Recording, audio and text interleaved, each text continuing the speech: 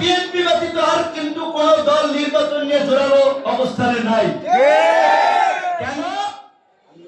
তারা হয়তো এই আলামত আমার আগে টের পাইছে। আমি টের পাইছি এলাকায় আইসা, তাহলে বলছি যে ঢাকায় যাইয়া কয়েকবার ইউনূস, ডক্টর ইউনূসের সামনে জোরালো ভাবে নির্বাচনের পক্ষে যে বক্তব্য দিয়েছিলাম, এইবার ইউনূস সাহেবের সামনে আগামীকালকে থেকে জাতীয় ঐক্যমত্যের মিটিং হচ্ছে। ক্ষমা চাইতে হবে যে স্যার, নির্বাচন আপনি যখন মনে করবেন উপযুক্ত পরিবেশ তৈরি